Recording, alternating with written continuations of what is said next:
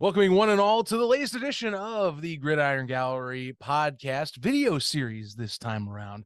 Zach Kyman back behind the hosting chair once and for all, bringing another episode your way on our YouTube channel, part of our player interview series that we have continued to try and build out and grow. And, last time I brought on Craig Peterson, someone who I had it's been a minute since I had talked to this specific gentleman there. And now I get to talk to another person that I have had an interview in the past. We've had a little bit of time away. Things have been going on behind the scenes for this fine, talented receiver himself. And I want to talk about the last few years since we've been able to talk. It's Antwane Grant.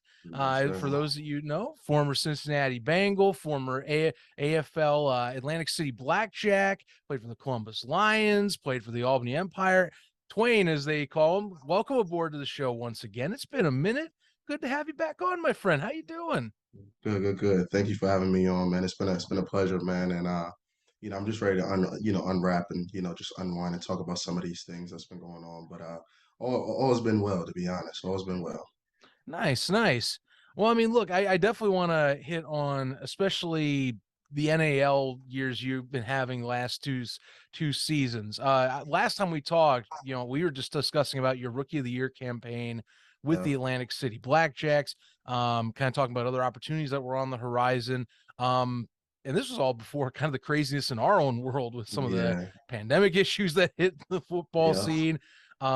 The XFL was still in a 2.0 state, not a yeah, 3.0 state. The USFL doesn't exist. I mean, let's go back. I say 2020. You're looking for opportunities. I mean, where are you at during that season? And I guess trying to evaluate, how do I keep my brand out there, but I yeah, also have to deal with what the world is at this time. yeah. Nah, 2020. Just trying to expand from 2019 with the pandemic and everything. Was trying to expand. I had an opportunity to go to Toronto, go up to camp up there. But with Corona and everything, the pandemic, that kind of slowed that down. So I ended up signing with the Massachusetts Pirates, and we were up there for a little bit until they shut the season down. So 2020 was just like a slow year all around, all the way Mhm. around. Um, just started trying to focus up on the brand, on the clothing line, granted lifestyle, things of that nature. So just a slow year all the way around. But it was always stay working out, staying in shape. Just ready for the next opportunity. Last we checked, you were still working on a novel last we checked, if I remember correctly. Yeah. Yeah. How was that process going? How has it gone since then?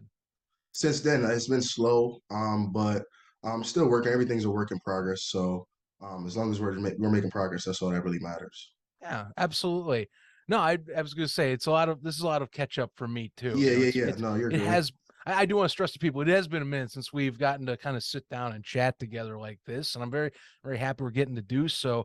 I'll be honest with you, I didn't even realize you were with Massachusetts, but credit Yeah, 2020. yeah, yeah. I mean, people don't realize 2020 for the IFL was they did a partial first week schedule, Right. and then Yeah. they straight up just slammed the gate shut with Uh, everybody else. that's how You it know, happened. Yeah. I remember, I think you had one game where it was Cedar Rapids River Kings. They played like the Strike Force, and I think the Bucks played one game. And that was about Uh, it. that was it for the season. Hmm. So yeah, real quick stuff there. 2021 though at least comes back around, getting some opportunities. And let me be frank. Well, I got heavily invested more into the NAL in 2021 doing a show. And seeing your name when you got called up to sign with the Columbus Lions, playing with Mason Espinoza, by the way. Yeah. Yeah. Um, Excellent combination right Hmm. there. I mean, uh, the fireworks, it's expected. Look, we've been talking, and others in this community have been talking. We're hoping to see you get an opportunity. And Yeah. clearly, Lions, I think, kind of re-sparked, showing, hey, this guy needs to get a call up here Yeah. somewhere. Yeah. Where's Definitely. this? Where are we going? Yeah. No, definitely. That opportunity came about through my good friend Marvin Ross. He's been a veteran in the indoor game for a while. So just him, Lonnie Outlaw is another guy. Mason. I think I would say Mason was the icing on the cake, and then with some of them guys that played on the defensive side of the ball that I knew that was there, it just made sense. Mm-hmm. Honestly, But yeah, that was a good off season leading up. Like I said, 2020 was a slow year. Uh, just working in the school, working on the mentorship program, working on the brand. That's all I've been really doing. But being able to just change sceneries and get a new, um, just a new, just a fresh breath of air. Um, and go down to Georgia was it was a match made in heaven. Mason and all those guys down there, man, we should have won. I mean, we could talk about stories for days, but yeah, it was a great opportunity, and I honestly wanted to run it back, but things happen. So I gotta ask you, have you seen the Inside the Lines documentary that was yeah, created yeah, yeah, by? yeah, yeah, yeah. I actually did. Yeah, no, I did. Um, it was a great job done on that too. It was a great job done on that whole docu series, going over the series. So shout out Aiden. He did a great job on that. So yeah, no, it was a great experience. Mm-hmm. No, I think for those out there, if you haven't checked out, Inside the Lines covers the entire 2021 Yeah, year of the Columbus Lions. It features pretty much anyone you can imagine on that roster, and just kind of the specialness that is the Lions. They're a very dedicated group of guys and more of a family atmosphere from what we've seen.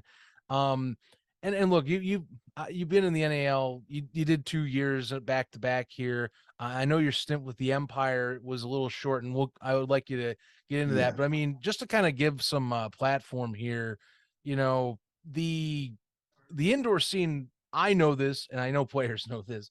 It's not the same as the AFL days anymore. It has definitely changed. Something I think I very much am fascinated to ask you about. I actually asked Craig about this a little bit in our last episode, but I definitely want to go again and kind of reiterate. You kind of jumped in on one, and then now have had some years in the others. I mean, if you'd like to elaborate, please, because I mean, I think people don't realize this isn't the same old days as nah, just not at 3 years all. ago. Not at all, not at all, not at all. Yeah, no, the game has changed tremendously. Just certain things that, um, you know, differences, disparities between the leagues. Um, just simple things like there's a business aspect to the AFL, and any other league that I've been a part of, NFL, CFL, AFLs. There's a business aspect, and then you have these lower tier indoor leagues, IFL, NAL, um, who consider themselves professional but don't.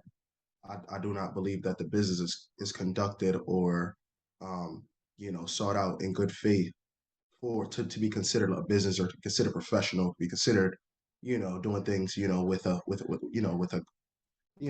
good heart. So Mm. I mean it's disparities. I mean, and the leagues are just different in the sense of just ownership, when it comes to the mentality of ownership and understanding what, how a business is ran. I mean, especially when it comes to the leagues, um, simple things and that's another thing I did want to touch base on with the National Brotherhood Association, and we can get right into it if you wanted to. I mean, I the mean, yeah, national, if you'd like, because I definitely this was definitely gonna be part of the conversation, and yes, I know you brought this to my attention recently, where you're saying the National Brotherhood Association, which is it looks like it's gonna be a series of talks, yes, from what I'm sir, understanding, focusing a lot on indoor alternative players. Is that what I'm understanding? yeah, yes, sir. So the national, so it's just weekly talks Okay. that just consist of understanding certain we're going to be just talk about certain rights, when it comes to just ethical and more moral rights that happen in the workplace, just basic essential needs when it comes to just just having an employee, being an employee in a workplace. So it's just understanding our rights as players. We don't want to really focus on the conversation or the talks of union, so much, but to be just to be on the same page and just have transparency between not only us as players.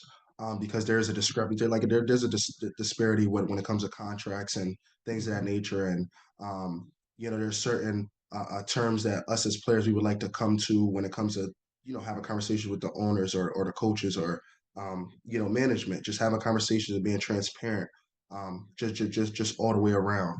I just feel as though guys getting These are certain thoughts that are coming, from players and feelings. And a guy who's getting paid $250 per weekend, he's getting fined, which is league like it's just league minute. It's just a fixed amount.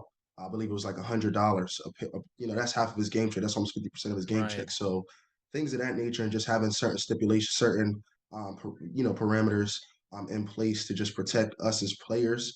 That's all the National Brotherhood Association is. It's just conversations and talks about understanding um, rights, ethical and moral rights when it comes to just basic necessities in the workplace. And just if we have that transparency as a brotherhood, I feel as though if we did want to actually have that conversation and sit down and have these talks with these owners, to just have a voice. We have owners, we have referees, we have coaches, right? We have everybody sitting at the table, but in these leagues, that's where the disparity comes in. When it talks about having a business. Like when you go to the AFL or the NFL or the CFL, they have the Players Association, they have the Players Mm-hmm. Union. They have a voice. The players themselves have protection, and they have a voice. They have people fighting for them. So in that aspect, when you consider these other leagues, IFL, NEL, these guys don't have a voice at the table. They don't have a seat at the table to have a voice. They don't have a seat at the table to have a voice. So I think that's what these calls are to get us to understand, not just right. I've been in the indoor game for the AFL's AFL Rookie of the Year, of course, Mm-hmm. but understanding being in the NFL and the CFL, just always understanding the rights that you have as a not just a player but as an employee, as a person. So that's all the National Brother Association is, and we're every Tuesday, 7:30. I know this Tuesday, the 25th at 7:30, um we're gonna have Barry Wagner is gonna be on. We're gonna Right. have we have a couple guys. Former vice president of the AFLPU, James Gidge, he'll be on with us on the call. Uh, we have we have a few guys that'll be on the call. We have the president of the AFL CIO will be on the call with us as well. Okay. We're trying to confirm touchdown Eddie Brown just to share a few light. Um, uh, Barry Wagner, who he's the all-time Ironman. If with the AFL, you have the Ironman going on, so he'll be on. Um, we have a few guys that'll be on the call. So again, the National Brother Association every Tuesday, 7:30, and all we're doing is just trying to shed light on the young guys. Like I said, I've through my experience in the indoor game, I've met guys that are rookies. With the pandemic and like we spoke about the pandemic, everything happened, and these guys they weren't fortunate enough to have an opportunity to Mm-hmm. go to the NFL or have a camp or whatever the case is. I was granted and thankfully I was able to have an opportunity and have a have some have a little resume and a little experience to say that I've been to the NFL and the CFL and to be a part of these other leagues and understanding certain rights that we have as players, not just as players but as employees. And you see a 27-year-old rookie, not understand contracts or not understand the business model or not understand what they rightfully are owed. Like Absolutely. you Yeah. just want to you want to say in 2021, we go to the championship, Columbus Lions, we play Albany Empire. That was the last season before 2022 was Ironman. Mm-hmm. They're asking guys that's getting paid $250 in 2021, that's playing one side of the ball, to now go play two sides of the ball and still get paid $250. It makes no sense. It doesn't add up. Like, the numbers just don't add up. And that's what the National Brotherhood Association is like things like that.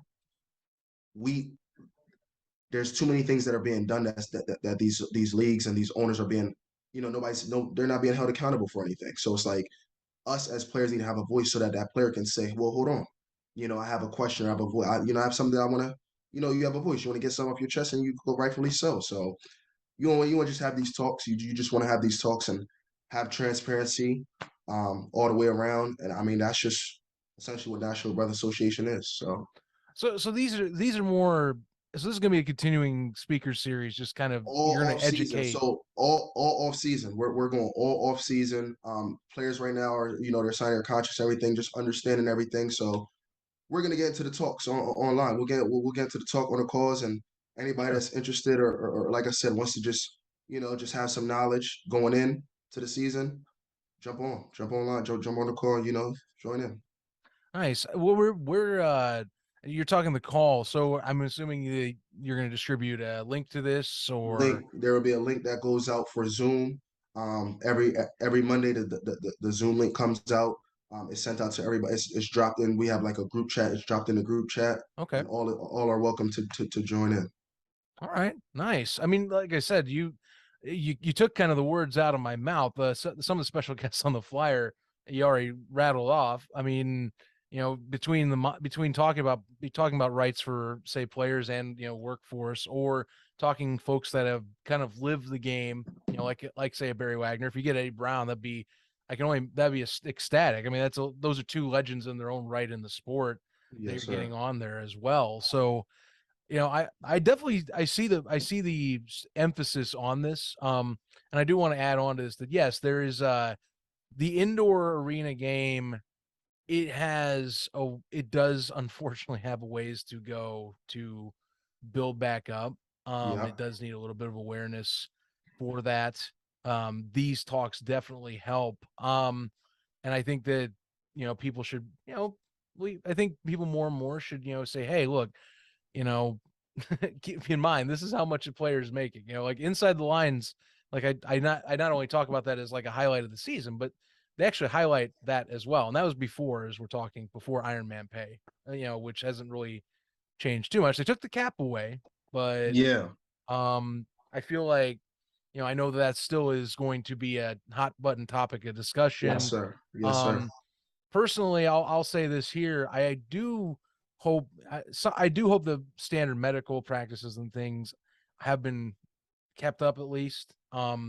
That's my main thing. I hope players at least get that taken care of. The pay as well. I hope that keeps growing for Yeah. sure. But I cannot stand personally if medical expenses and medical bills, the health of players, if they are not taken care of properly, that rubs me the wrong way. I'll put that there. Um, I've heard mixed stories from across multiple leagues, unfortunately, over the years. Um, and I think these talks to me especially help on that front, at least in terms of, hey, look, I'm getting my body beaten up. I better have some of that stuff covered up. Don't try and play with my health here, I guess is Yeah. what I'm saying. Yeah. Yeah. No, no. Definitely one of the hot topics that we're gonna have. So again, on the call every Tuesday, we're there to talk. Nice. I love it. Actually, I got to ask you here, Antwane, have you guys talked with anyone from the UFPA? UFPA not as of yet. We know the NLRB is one of our sources that we're going at. The AFL CIO is another one. We have people from all over that's helping on this thing. So Oh, nice. Well, I was going to say because I mean, you're talking AFL CIO. I mean, I know the UFPA they have backing of the U.S. Steelworkers right now, okay, so yeah, there's a lot of routes right now. It a seems lot of kind of options. It's a lot of yeah. options that yep. Well, So no, and I think this is a great combo, not just for the indoor, but like I think the alternative football scene, like spring football, now that it's yes, popular, yes. I think we're just seeing like, hey, we've watched too many of these collapse. Let's make sure we cover ourselves a little Sounds right, bit. and that's what it's all about. That's what it's all about. Mm-hmm. Yes, sir. Absolutely. I love these talks here. This is a great little series here, Antwane. I gotta ask for yourself. I mean, because you talked kind of coming into here. You took a bit. So you took last year a little bit off. Is that right? I mean, you played for Albany a little bit. So Um, so and then I tried keeping up with you when we were on yeah, Inside yeah, the yeah. Walls, but I was like, I haven't seen where he went in Mm-hmm. after that. Yeah. And I'm not sure if I sent you over, um, just while I was in Albany. So I ended up signing to Albany, right before the season. So it was April. I think the first game was like April 23rd, I believe. Mm-hmm. And I signed like the 8th or something like that. So I was able to sign. We had 2 weeks of camp, so I came like the last 2 weeks of camp. The goal was USFL.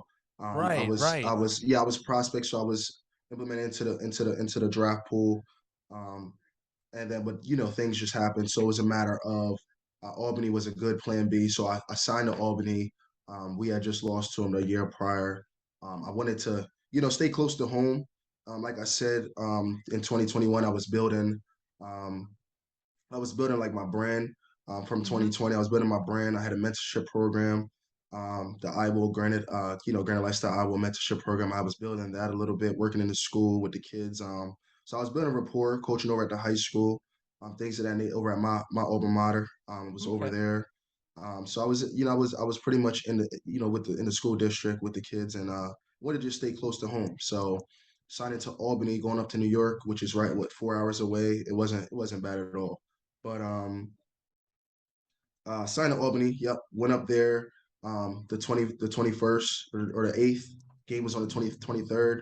Mm-hmm. And I ended up playing only 2 games. Only played 2 games, and I'm trying to send you the and it was just funny how it happened, only because um, all like everything the way it was going, everything was just with Iron Man and the way the roster was put together. Mm-hmm. We just knew we would re-put it. And they ended up, repeating. But it was a great season. At least the 2 games that I was up there. It just ultimately came down to a decision of, uh, am I willing to, um, just trust ownership. That's just what it came down to. Being willing to uh, just play through, um, injury that was sustained while I was up there, but at the same time, just trusting that ownership would, I guess, have my back, when it's all said and done, and I believe that's where the discrepancy came, and ultimately we just made a mutual decision to, I still have my ties to the team and everything, but Yeah. just take my time, heal up, whatever I needed. They were there. It was just a matter of, you know, just a mutual decision. Just we couldn't punch it together. We just couldn't get it done with ownership. And I mean, it's no bad blood or anything. Mm-hmm. No love lost.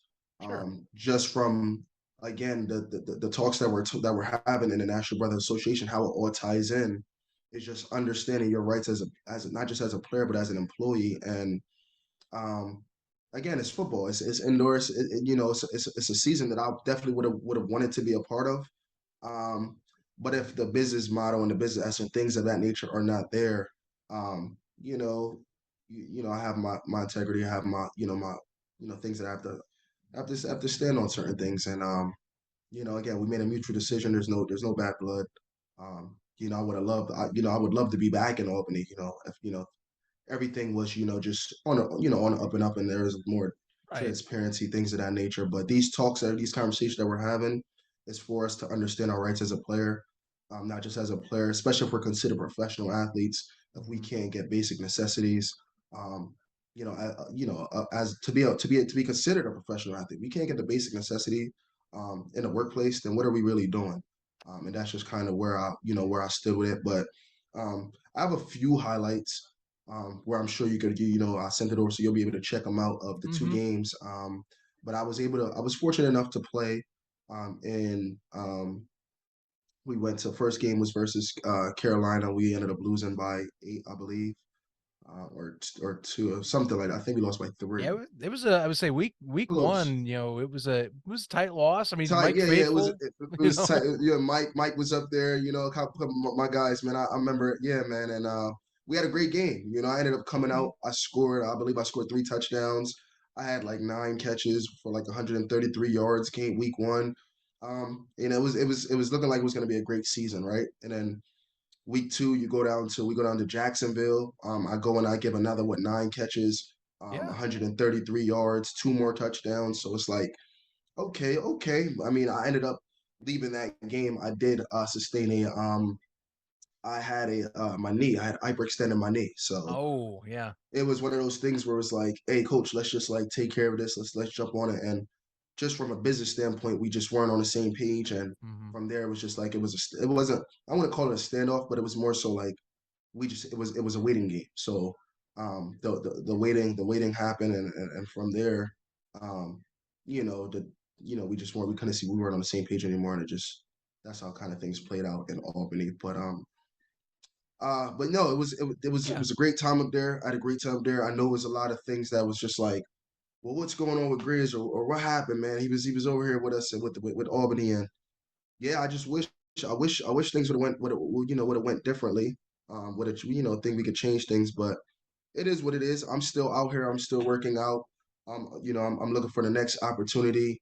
I was recently um I was submitted into the draft pool for the XFL. That's awesome, So man.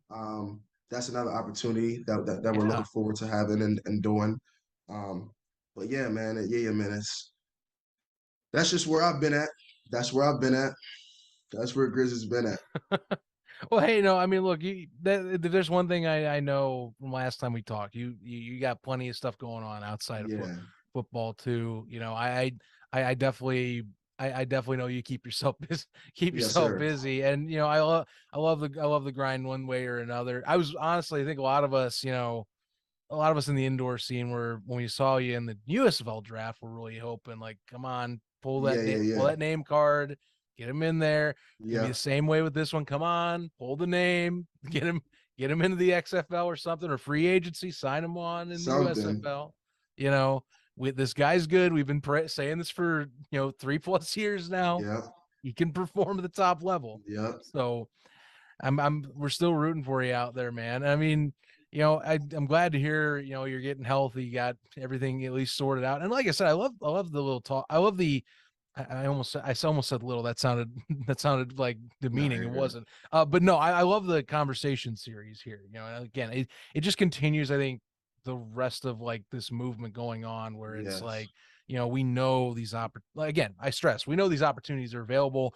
Let's make sure that it's reasonably available and it makes sense for everybody involved, like you are talking to.